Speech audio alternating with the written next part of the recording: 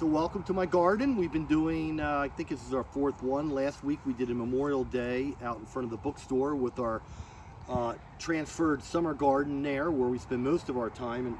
But today we're back to my garden. I have the afternoon off. Today is my birthday. So that's why even in the early afternoon I have a glass of wine in my hand. Why not? You only get one of these a year. Today we're doing something that's called surf and turf, which is, we're very fortunate to live out here in the middle between the bay and between the ocean. So we're going to start off a reverse surf and turf. We're going to start out here at turf. Parker, if you could pan over there, I bought some pepper plants and some flowers from Conovers today. Later today I'm going to plant them. So that's going to be my turf portion. And then the surf portion is going to be, we're going to head over to Stone Harbor and do some beach walking in Komen. There is a little bit of surf actually, but I think today we're going to be a little short on time for that. My friend of past, I was very fortunate in my younger years, back in my surfing days, to have befriended a very famous surfer whose name was Robert August, who was the star of the 1966 documentary of the year, Endless Summer. And when Marnie and I had our honeymoon at a trade show, he offered me his home for free to use, and we did. So back then it was a good friend, and for a lot of years he had a tournament to raise money for charity in Costa Rica that was called Surf and Turf, and they broke into groups of 4 and they would surf as a team and then they would go play golf later in the day as a foursome. That was their version of Surf and Turf, and that transferred into a lot of surfers picking up on that, and that has become a common fundraiser on the East Coast for surfers. We all, or others who are not surfers, of course, surf and turf might mean steak and lobster, and you can't beat that. I don't think I've got that on my menu today, but that wouldn't be a bad way to go, and I still got a chance. So we're going to go to the beach a little later, but here I took some of my birthday money. I got myself some flowers and plants. Most of the credit to this garden really comes from the quality of the plants that I buy at Conovers. I'm so short of time this year that I don't have a chance much to start some things from seed, but I did start these from seed. Me and Phoebe, Grammy has sent us some flowers, and we planted them there, and they are coming up, and we'll see what they are, because I forget when they come up. So we're going to continue with the rest of the show, and thank you for joining me on my birthday. So the garden session is going to slowly evolve into something which I'm debating whether I'm going to call, you know, natural thoughts or the nature of things. I think I'm leaning towards the nature of things. So I befriended a few people in the winter when we've all been locked up by COVID. Hold on a minute, I gotta go turn the water off. So sorry for the interruption. We're back from turning the water off. I fill a big vat of water and I hand water everything with a bucket rather than spraying everything on hot sunny days. It's better for the plants. So it runneth overeth, but we fixed it. And I think I was talking about how I had, in the winter, had when we were all locked down with COVID, had spent some time looking at local book chats and booktubers, and had befriended you know, a few folks with that. And you know, some of that is a form of expression for some of us. It's not only just about what we're trying to talk about and having an interested crowd of people following what we're talking about, but for us it's a form of expression. For me, it's more than just the bookstore, and I invite you into my family, but for us that can't see our relatives, and I can't see my brother or my parents, and same for my wife's side of the family, it's a chance for those to tune in once or twice a week and, you know, and see us. So I invite my book world and the bookstore world a little bit into my family, and so I'm going to give you a quick garden tour and talk about a couple of things that involve my family, which is, first, as we talked about this before, this is our signpost, and it denotes, as a crow flies, how far away a lot of our relatives live. That's one way of keeping track of everybody. Over here, the Parker can pan along into the shadows and the shade. Believe it or not, this trellis used to be the arbor that Marnie and I got married under in front of the beach in the Windrift, and I think that was, I hope I don't get this wrong, 2002-ish. And then right after we brought the arbor back, we planted honeysuckle. Well, through years, wood deteriorates. It kind of crumbled, but I saved that part, and we still have the honeysuckle growing.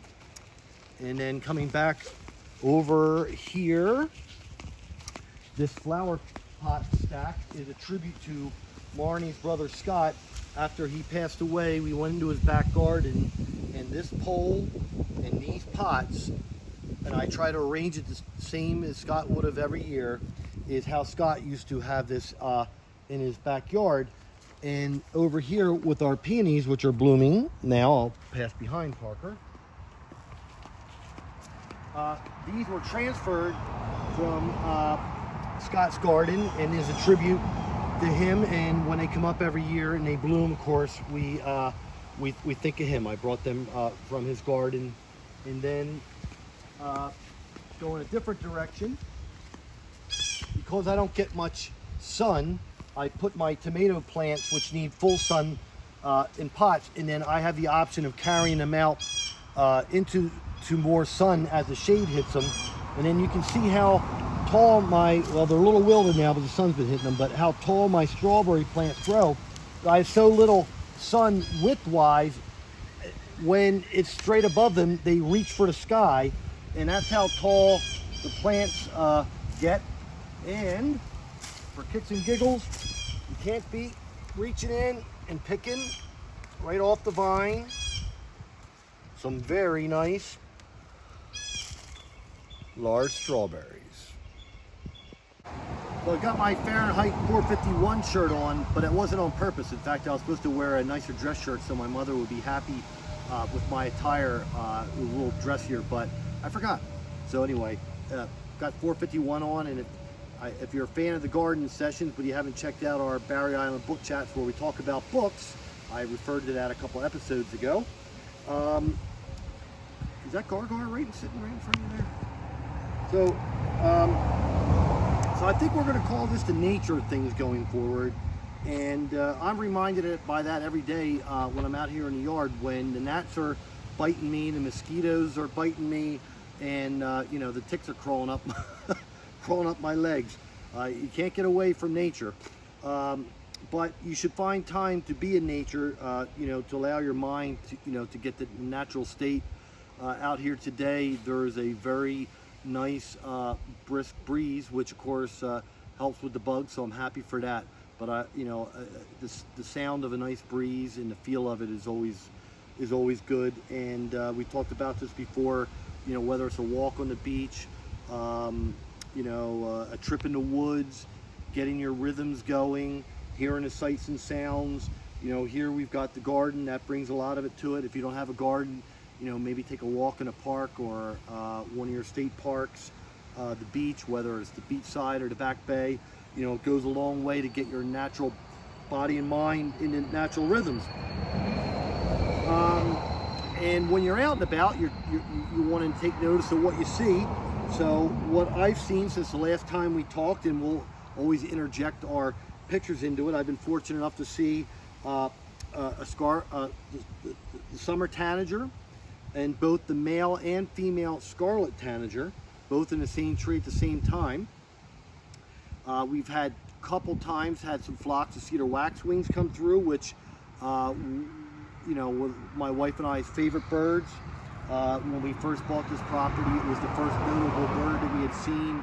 On our back deck, we had an outdoor pool that somebody had built, the people before us, of course, and we ended up tearing it down and building a deck.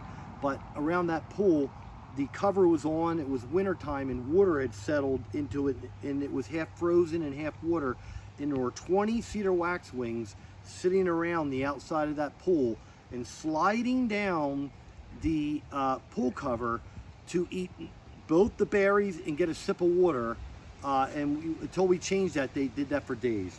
So the cedar waxwings, I had some chimney swifts flying overhead, and I've been hearing daily for the last 3 or 4 days, birds of feather flock together. Didn't hear a peewee for months, and then for the last 3 days, there's one here, one there, one there. That is usually a deep woods birds that are obviously migrating through, and their famous call is how they're named, which is peewee. So if you're ever standing somewhere and you hear a voice saying to you, Pee-wee, that is a wood pewee. And we've been very fortunate, although I haven't heard him call this afternoon, but every morning I hear the mom and dad out there working hard. We did manage for the first time in years to get a family of house wrens, so we're very happy for that.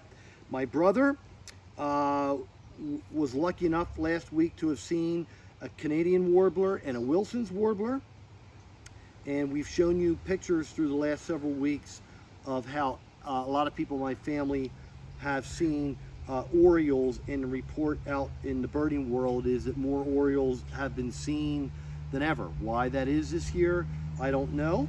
And a neat thing for my yard this year, I didn't get them on the oranges like my mother and my mother-in-law did, but I got them because I had laid out some hairish type items and things from your garden like hay and abandoned coconut husk.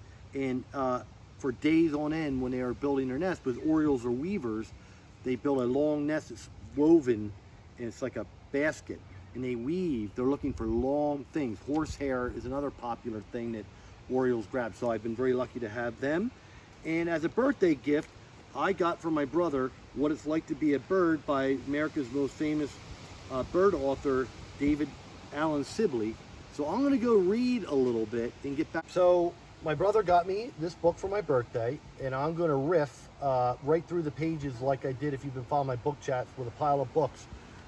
And there's 4 birds in a row, and I've got something to say about all of them.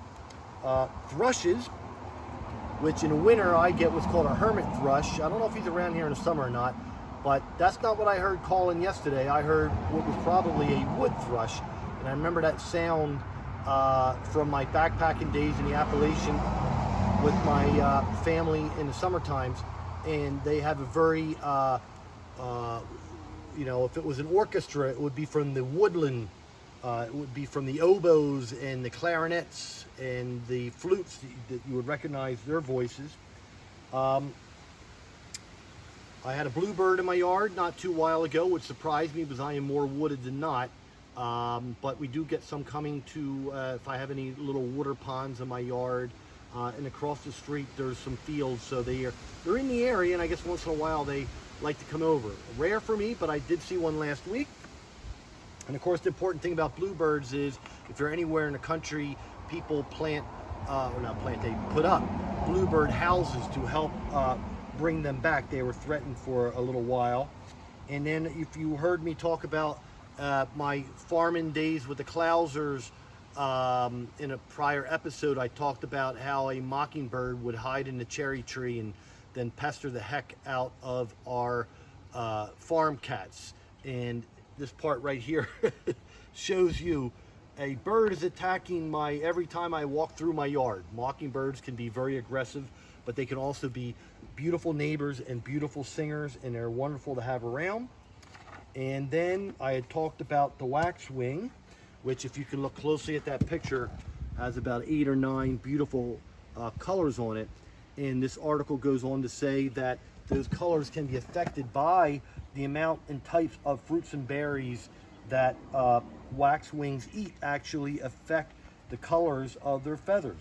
And it goes on, and maybe in a future episode we'll talk about more birds, but thank you, Brother Mike, for my nice birthday gift. And this is the end of our session of natural thoughts or things of nature or whatever we go forward with. But to all, a happy spring.